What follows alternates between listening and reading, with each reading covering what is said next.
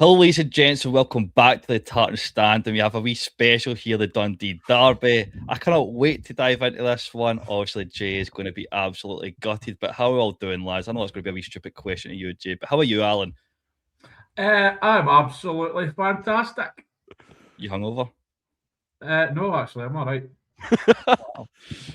Jay, are you hungover? I feel like amazing. you're on a wee bit of a wee, what do you call that journey? You know, when you wake up and you're like, oh shit, I can't remember what it's fucking called. It'll come back to me. But Jay, how are you, my friend? A bit depressed after yesterday. Yeah, that's just the motto as a Dundee United fan now with Jim Goodwin. But we'll start off with you, Jay, because Dundee United was actually the home team. Yeah. What was your thoughts on the game as a whole? A bit of shambolic, really. We didn't really play well. We weren't good. Players didn't deserve credit or nothing. Were you happy with the lineup? But I looked at the lineup. I thought it was pretty decent. Looked good. A bit of change. Obviously, Rose on the bench. Mitsoku playing. Starting. It looked okay, and then when about 20 minutes in, I had no hope. Obviously, Alan, we'll go over to you for the Dundee bit, get a wee bit more positivity in this recording. What did you make of Stephen Press's game plan heading into this? The game plan heading into it, I think Aye. that went out the window in the first 20 minutes. It was just the perfect Derby performance. He said it himself that the tactics, the idea, the game plan, more or less went out the window. First 30 minutes of that game, it was anybody. The midfield was so congested, and I think United actually had the upper hand because I thought Presley actually made a mistake putting Charlie Riley in there. Obviously, not having Simon Murray going with Wesley up front, but to put in Riley from the start, it made us a little bit lightweight in that centre area, and I thought United were winning the battle there. Like I say, certainly for the first half an hour, but then we just seemed to want to win it a bit more, and we were certainly more organised. And when Euro just gifted that assist and then chucked the towel in, and then let Dre Wright just stroll through. What a strike that was! And the minute we got ahead, then that was it. You know, the game. I don't think United ever looked like getting back into it. You obviously have won. Was it like the last 3 of the last 4 games at Tannadice? Is this just feeling like a home fixture to you now? It's getting that way, yeah. I'm actually, and it's been like that. You know, I'm well, nearly 50-year-old, and I've always looked forward to the derby more at Tannadice than I have at Dens. Obviously, there's always the Dundee Derby at Dens and all that as well. That is a great. I thought I'd bring that up for you, Jay. It's a great memory, but no, we've always seemed to do better at Tannadice. We've had bad periods, but to win the 3 out the 4, it's certainly it's a happy hunting ground these days. Jay, 3 games without a goal. Obviously, if you kind of take into the Celtic game, you did hit the crossbar 5 times, so that could have easily changed that whole different scenario. Yeah. Is it the problem with the players or the tactics with the lack of attacking threat? I think it's a bit of both, to be honest, because we thought it was the players last season. We've done it. We've signed more players, signed more Aussies as well, and it's still not working. It's really not working. Were you surprised that Sapsford wasn't starting, or were we kind of happy that he was dropped into the bench? Nah, I don't think he should have been dropped down to the bench. He's been good the past couple of games. Even in the Premier Sports Cup, he was fantastic. But obviously, it's what Goodwin sees in training. And obviously, he's seen someone that's not right, and he's put him on the bench. You did speak about basically getting more new signings. A lot of Dundee United fans want Jim Goodwin sacked. But with the backing that he's had this summer, it only feels one way, and it's either he's going to be sticking out to the end of his contract, or the board will just have to twist their finger, probably, late Christmas time if it is going really bad. Is that something that concerns you, the backing he's got? He might not be actually getting sacked what the fans want? No, yeah, I completely agree. Like I was one for backing Goodwin. Like I was like new players, new season. Let's get off to a good start. But now I'm just like, get him gone, get him gone. Keep him. Come on, the Goodwin. You never know. He might do a wee Stephen Presley usual. He plays for what, Rangers and Celtic. He might go to Dundee United in the future. You never know. You might get some wee bit of a Presley ball, Jay. Oh. I'll tell you what, Jay. Though I was speaking about this earlier on. I was listening to Goodwin's pre-match interviews during the week, and I don't know if it was Thursday, Friday. He made a comment that obviously you've had a lot of new boys through the door. Yeah. A lot of new signings. You're bringing in these, the Aussie guys and Euro and these kind of characters. Yeah. And he said something about the media team at Dundee United making an absolutely fantastic video sort of montage that he's shown, like an inspirational video that he was showing all the players so that they would understand what the derby was all about. And the minute I heard that, I was thinking, fantastic, because if your media team, now I don't know about you guys, but anytime I've been shown an inspirational video at work, I just go to sleep. It never works. So if he's, I don't know if you've actually seen that Ted Lasso. He's got to put the Ted Lasso nonsense. Just comment greeting, man. If Goodwin's thinking that the squad he's got needs an inspirational video before a match, there's something far wrong there. No, I completely agree with that. I mean, Jim Goodwin, to me, just, I don't know, he doesn't feel like a guy that can get you up for a game or motivate you. He doesn't feel like a type of guy that it feels like he can be a demanding guy, but it feels like he's not the type of guy you'd listen to either. So I feel that as a manager, it's a wee bit maybe of a lackluster point of view. But obviously, the first 30 minutes was a wee bit cagey until Dundee got that opening goal with a fabulous strike by Dre Wright. But after that, I felt it was a wee bit more comfortable for Dundee in the end. I felt like they never looked like conceding. They were on top. Were you kind of surprised from after the half-hour mark? It was like just like a training session for Dundee. Was that to me? Alan? Aye. That's to me.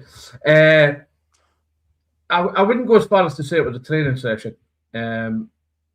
Following Dundee, especially under Tony Docherty, there's times that I've sat at games where we were 2, 3, 4-0 up and still nervous. And to be honest, it was the same yesterday. Even at 2-0, I still had those nerves that we might end up making an arse of it. And obviously, there's what United did at Dens last season as well. And you're thinking that surely can't happen to us. But I think getting the goal when we did just before half time, the strike it was, that really obviously upset United.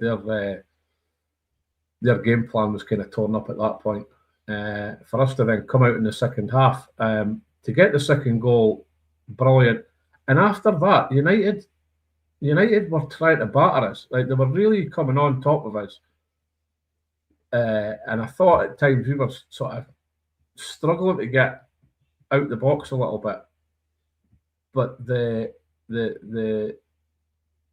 performance from Ashley, Bevan, and everyone, Odetayo, everybody in that back line, they were putting their body on the line. They were blocking shots, blocking crosses. The organisation in front of them was great. And at the end of the day, we just seemed to want it more. But we were a more cohesive unit. We fought for one another. And, even at the 90 minutes, we were still fighting for that ball. We were still stopping crosses coming in, throwing bodies on the line to see it over the line. So yeah, just a great derby. Like, tactics-wise, it wasn't good football. It wasn't great to watch. It wasn't Presley ball, but it was a perfect derby performance. Jay, obviously you look at Dundee, and I still feel like Dundee needs to bring in some more players. Obviously, did bring in 2 boys in that up front position, but you can see they've brought in quality. It feels like Dundee United, barring Dylan Tate, they've brought in a lot of players, but it feels like it's quantity over quality, like you kind of spoke about previously before we started recording. Is that a problem with Dundee United over the recent years? Because it feels like the recruitment is either been hit and miss, where if you do bring in a massive overhaul, only 2 comes good, and then you want to get the dead weight shifted out, and it's like a recent occurrence over the years. Is the recruitment been a problem at Dundee United? I think it has been, yeah. Well, if you look at the Aussies that we've signed, like obviously we signed Sapsford last season, so they've thought, let's go and sign more Aussies. Lachlan Rhodes has looked okay, but like Rollins, Randall obviously had that chip against Rangers, which that's put me straight off him already. He's just, I don't rate the Aussie players, but I do rate Sapsford quite a bit. Hypothetically, right, you've also got Kilmarnock coming up in the weekend. Obviously, a place that Dundee United hasn't been famously going over there and getting a victory. Kilmarnock is in poor form themselves, so obviously it adds a wee bit more pressure onto Goodwin and Neil McCann, but especially Goodwin, losing back to a derby defeat. Yeah. If this doesn't go the way Dundee United goes, and say they lose by Kilmarnock, say 2-3 clear goals again, it's been the usual this season, is Dundee United in a relegation fight, and we're not even at the start of the end of the transfer window? I think it's a difficult one. I think he can turn it around, but he needs to turn it around quick and fast because the fans are already turning on him already. And what are we, 3 games in? Already out the League Cup. It's not looking good. Obviously, last season was a 3-4-3 or a 5, whatever they wanted to play. This season he's changed to a 4-3-3, so he's actually changed formation. And the 2 or 3 formations that he's changed over the past 2 years hasn't worked out for him. So why is the board not reacting on that and just try to get someone else in? Because it doesn't feel like it can be players' faults time and time again. If you've tried 3 different setups, nothing's working. Is that just not the board being lazy and blindsided, hoping that we're Dundee United, we're a big name, we can't get relegated? I think it's a hard one to pick. I don't know if the board aren't giving Goodwin enough money. Like, obviously, because as you've seen, probably it's most of the players have been on a free. I think there's like maybe 2 or 3 undisclosed fees, but it seems to be all frees. Like, look at Stevenson ones, for instance. Like, we sold Muller for 750k, I think it was. And then Bolton bought Lucas Stevenson for that. What was the issue with going out buying him? Good player. Alan, you did speak about the 2 centre-backs, but I want to speak about Owen Bevan. How impressive you've been ever since he's signed from Bournemouth on loan? Massively impressed. Obviously, reading about him when he was on trial during the summer there, I was quite hopeful. The reviews that he got were positive. But to see him come in and hit the ground running in the manner he has is outstanding, really. Obviously, one of the biggest things that we were worried about close season, we knew we were losing Luke Graham. It came a bit out of the blue to then lose Billy Cometio as well. I don't think that had ever been sort of part of the plan. We did actually offer Clark Robertson a new deal, believe it or not, but obviously not on a decent enough terms for him to accept it. So the centre half position, and it's still potentially the weakest part of the team because we do have only 2 fit centre halves. But the way that Bevan's come in, he's paired alongside Ryan Astley. Ryan Astley is Mr. Dependable. There's some Dundee fans still, next week if Ryan Astley has a bad game, they'll slag the living death out of him. But he is Mr. Dependable, and he's stepping up his game again and again. Bevan's slotted in next to him, and we saw it. The first time I saw it, obviously, it was at Parkhead against Celtic.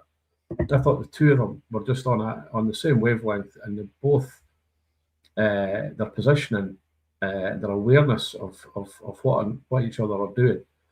And I'll mention Odetayo again. He's slotted in alongside them as well when he has to.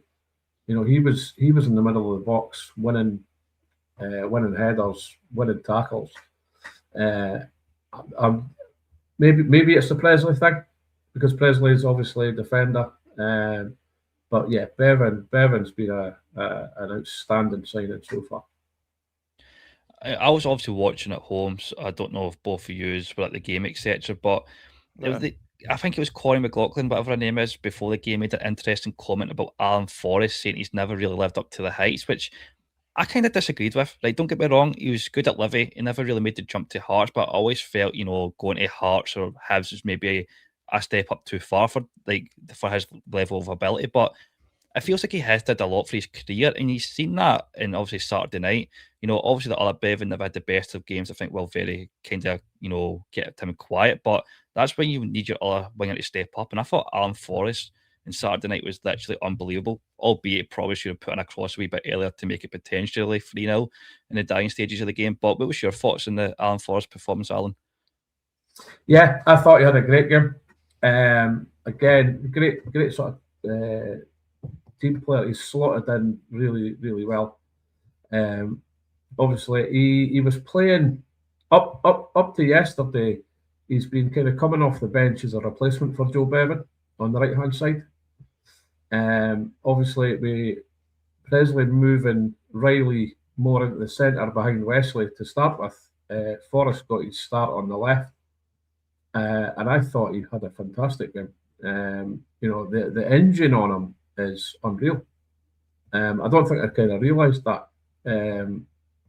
For the type of player he is, he was up and down and up and down and up and down. Yeah, he could possibly cross the ball a little bit earlier. He needs to look up a little bit more now and again. But I'm really, really chuffed that we've got him. To be fair, I don't know if that's like the Forest habit, because I see it all the time with James Forrest, where the guy does to put his head up to cross a ball. But I actually kind of want to speak about the new signs for Dundee as well. Obviously, brought in it's Bobby Wales from Swansea on loan, and obviously Flick or Flack from Wycombe. He looks like he had a good bit of experience playing with Basel, etc., in European competition. So I think that's a massive coup for Dundee, but also time will tell. Do you still think they need to strengthen the attacking positions, or do you think you've actually got that covered and maybe the defence needs a wee bit more of a look at? No, we definitely need to. We're done on the attacking front. Obviously, the Bobby Wales, brilliant signing, I think. Young guy with a point to prove. Obviously, gone down to Swansea, things haven't quite worked out, and I believe he was out on loan at Huddersfield last season, and that didn't really go particularly well. So he's going to come in, like I say, got a point to prove, and obviously with Cam Congreve and Joe Cotterill being with us last season, he's got something to live up to, because those two were very good. The new guy, Brad, decent pedigree by looks of things, come through the Borussia Dortmund Academy. Basel, he's played under 20, up to under 21, so the Switzerland set up. He's got some European experience. I think when he came on yesterday, you can see he was a little bit slow. He had that sort of one run through, and he was a bit hesitant and whatever. But I think if he gets up to speed with Scottish football, I think the size of him, he likes stuff kind of running behind. I think he'll be a really good addition. So I think we've got Ash Hay to come back as well. We've got Wesley there, so up front options wise, I think we're covered. Where we are obviously massively short is centre half. We need at least one more, potentially. I'd like to see a left-sided centre half come in, and I still think we need to replace the sort of Danda position, the number 10. Although Finn Robertson come on yesterday, and I think that potentially kind of changed the second half as well. Once Riley went off and Robertson came on, it gave us a little bit more solidity in that midfield area. So signings wise, certainly at least one, maybe two defenders and another midfielder, and that would see me incredibly happy. Before we move on to obviously the next games, I want to talk about something. It wasn't majorly effective, but it was on the stroke of half time. The VAR call, I can't even remember the Dundee player running through, but I know it was Yoro that kind of tackles him, but Finnegan stands in his foot, but he's running with the ball. He can't really obviously stop himself. Is it VAR or is it the referees that are absolutely atrocious? I'll start with you, Jay. I don't know if you actually seen it at the game. Like, what's your call on that for VAR and the referees? It was the referee. He was absolutely atrocious. He didn't give us anything whatsoever. He just hates United, and we all know he hates United. But there's nothing you can do there when you've got John Beaton on VAR as well. So, but nah, I don't think it was a yellow. The worst thing was it was mistaken identity. Like, it just makes football just so stupid when you bring mistaken identity in. Like, if it was a red card, fair enough, and the players look similar, but it just, there's no reason for it. Alan, what was your thoughts on the overturned yellow card to go to Finnegan? I was just absolutely, at the time I had no words. This mistaken identity thing, they need to clarify exactly what that means, because to me, mistaken identity is, you thought it was, the foul's the foul, you thought he committed it, but the guy on the same team, that scenario. This idea that that incident yesterday, there was no foul there. There was no foul. The Finnegan was the guy running with the ball. Yoro put his foot in the way, so if he continued to run with the ball, he wouldn't have stood on his foot. There was nothing Finnegan could do. Yoro put his foot in there, but Yoro actually won the ball really well. It was a good tackle. He won the ball. His foot was there. Momentum takes Finnegan through, and he just happens to, and it's not even much of a stand. He just kind of caught the side of his foot. There was no intent. There was no anything. It was just a 50-50. And Finnegan then stands on top of the ball and falls over. So it was an absolute joke. Absolute joke. So, one, the ref got it wrong for carding Yoro, because it was actually a cracking tackle. So to then be sent to the monitor by Beaton, who's saying it's mistaken identity for a tackle that was good, there was no foul. The whole thing is just an absolute shambles, a total and utter joke, and it just makes a joke of Scottish football. Yeah. VAR should not have got involved there at all.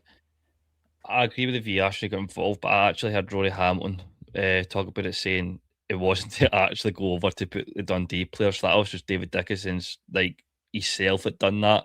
It was just to actually rescind the yellow card. But Jay, we will talk about the Kilmarnock game briefly. What would you change going into that game? We need a miracle. We just need a miracle going into this. Getting beat to Dundee is not exactly the brightest, but yeah, it's just going to be difficult. What is your score predictions then for Rugby Park? I've got no confidence going in this. I say 3-0 Kilmarnock. No confidence whatsoever. And another prediction, think he gets sacked then after that defeat? I think he'll lose to Kilmarnock and he'll end up getting the sack. So it might be a final you actually wish for then. But Alan, you've got a home tie against Hibs. A hard tie, but you never know. It feels like Dens could be a fortress. Do you think, would you change anything for that game, or would you start maybe the new strikers, or would you go with the same team as Saturday against Dundee United? It's going to be a difficult one for Presley. I think the lineup he put out at the start yesterday isn't one that he would normally go for. I think Riley might come out. I think it'd be difficult to drop Forrest after yesterday. I think he'll keep Forrest on the left, Devon on the right, and I think you might start Bobby Wells. I think that'll be a good shout.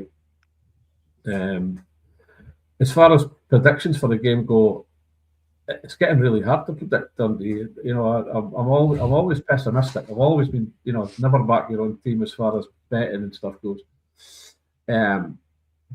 But it's at Dens. Our record at Dens now is getting quite decent. It was decent last season, so I think we could squeak it. I think a 2-1 or a 3-2, something like that. I think we've got it in us to win it. 6 points out of 9. We're on a roll. Win that game. Do you think Dundee can finish in a European place, top 4? Before the season started, absolutely not. And I don't want, it's only the 23rd of August. I don't want to get carried away. At the end of the day, first and foremost, keep ourselves in the league, stay safe. Obviously, we finished pretty well last season, 7th. I'm looking for something better than 7th. So if we sneak into the top 6, I'll be over the moon. If we can carry on in the manner we're doing and playing the type of football that we're playing, then a 5th or even a 4th would be. That's a push, like. But Jay, to be honest, I keep mentioning it. I'm 48-year-old. The highest finish I've ever seen Dundee in the top league is 5th. That was under Jockey Scott in 1999. I think Dundee could get top 6, like the way they're playing. Like, so anything top 6. But like I say, we're talking 27 years. Dundee have never been higher than 5th. So it's something I want to get ahead of myself, but the way things are going, got to be happy. And like I say, a top 6, I'd be over the moon. Jay, do you finish above Dundee this season? I would like to say yeah, but I can't see it. After when they played at Celtic, I was like, nah, this is going to be a really, really difficult game. Even though it's at Tannadice, you've got a terrible record there. I don't know what it is under Jim Goodwin, but when we're at Dens, we seem to win all the time. But when it's at Tannadice, we just can't beat them. Can never beat them now. Well, he did put a 2-0 lead in like the last 2 minutes. Was the last season, so the Dundee United style. But Alan, any last wee jibs before I end this video, or are you going to be a gentleman and let the wee man off the hook?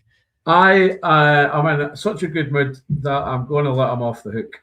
He's sitting there. He's been looking like he's been shaking his cell all day. So There'll be a wee WhatsApp comment in about 2 hours' time. Yeah. Oh yeah. I'll give him it tight on the WhatsApp group, but no, I will be gentlemanly and it's the bigger man. It's just something that it's just a bit of banter, right? But that's exactly it, Jay. Always has been. Just didn't go throwing your vapes at our keeper again, will you? and a juice cup as well. Well, thank you, lads, for coming on. If you have enjoyed this video, hit that like button and subscribe. If you are obviously listening over on Spotify, hit that follow button as well. Until now, I'll see you all in the next video.